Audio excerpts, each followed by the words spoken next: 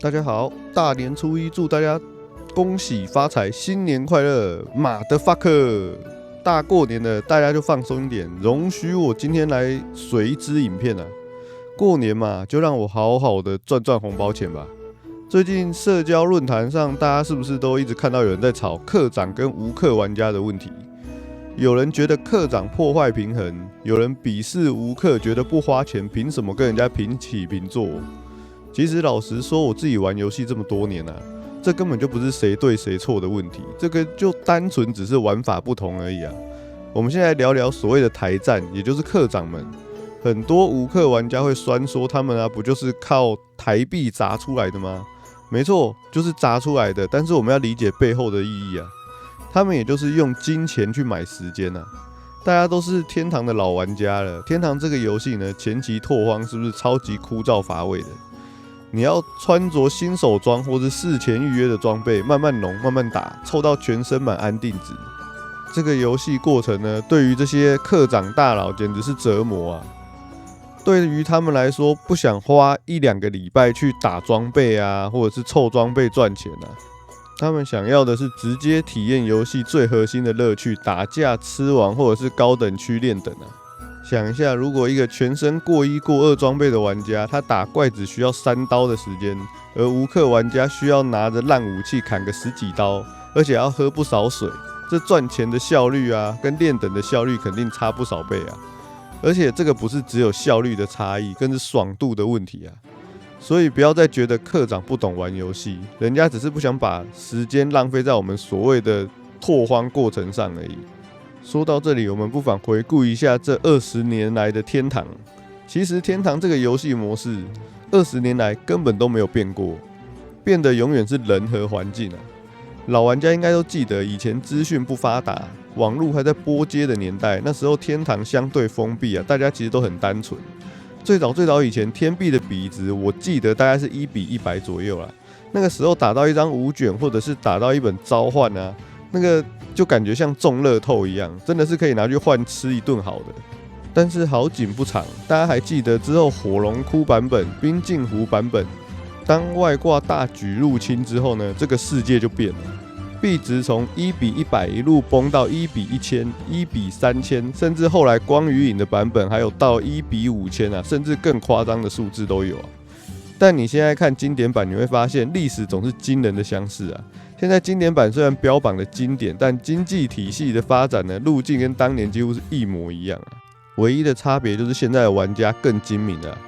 我相信现在真正还保持着纯体验游戏心情来玩的人，比当年感觉真的少了很多啊！大家都想从游戏里面捞一点什么，不论是捞爽度还是捞回本。像是社群上很多人在喷实况组的问题啊，那个谁谁谁啊，只会收币充装啊，根本不懂游戏机制啊，让他白手起家，他就根本都不会玩了啊！大家要公道一点，实况组就是一种职业。他们的目的呢，就是在娱乐观众。如果今天一个实况组开台8个小时，全部都在说话指导打怪练等，或者是为了省钱在旅馆等血，请问你会想看吗？你也许会看个5分钟，然后就关掉了。观众想看的是什么？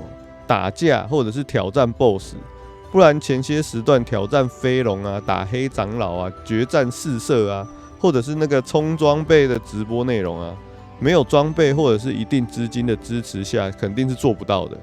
那些王不是你想打就能打，没有足够的防御跟输出，还有技巧，上去就是被打死。所以实况组氪金某种程度就是为了节目效果。我自己是不会买币啊，我看过我直播的人基本上都知道我是个客家精神啊，就是用烂装备慢慢成长啊。但我尊重他们这些课长的玩法，因为如果没有他们这样砸钱展示这些高端的内容啊，我们这些一般玩家可能要很久之后才能看到那些画面。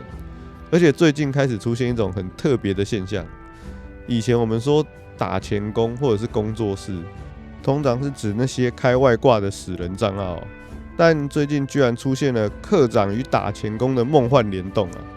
因为币值现在还算不错的情况，很多代练除了收代练费以外，居然还跟课长谈了新的合作模式。打钱工使用课长的账号去练等，因为课长的装备好啊，全身安定值满，或者是过1过2的神装，原本打钱工用自己的烂装备打1个小时，可能只赚了18000或者到25000的天币，但使用课长的账号打怪像切菜一样，效率直接起飞，1个小时可能轻松突破3万天币啊！这就是现在最新的打钱套路啊！装备越好，赚得越快，这已经不是单纯的游戏，根本就是资本主义的缩影啊！最后，我们还是绕回最痛恨的工作室与外挂的问题啊！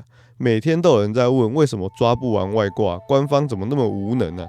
其实工作室不是抓不完，而是官方不能一次抓完。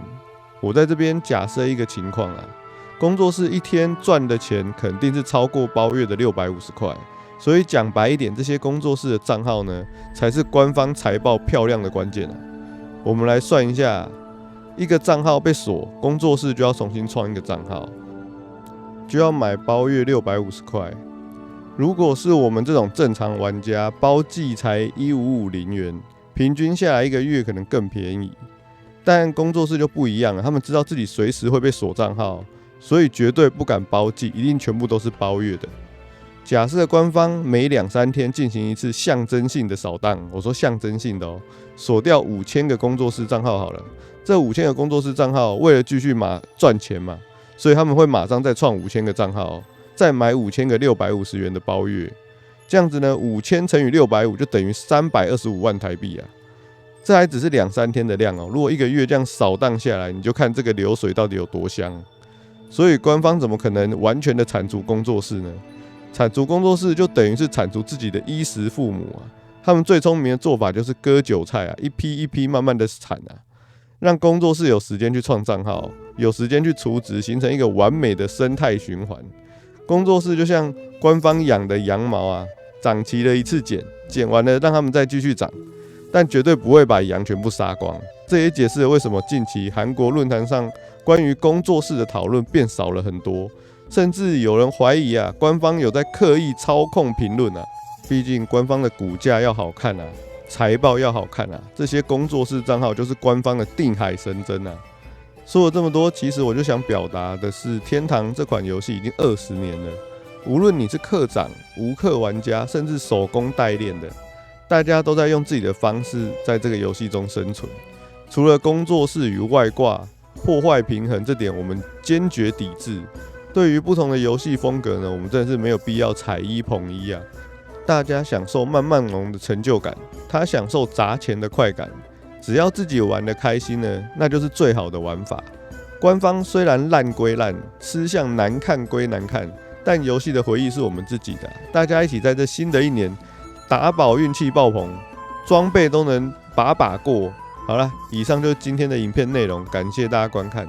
大家对于课长与无氪玩家的游戏模式有什么想法，都可以在底下留言。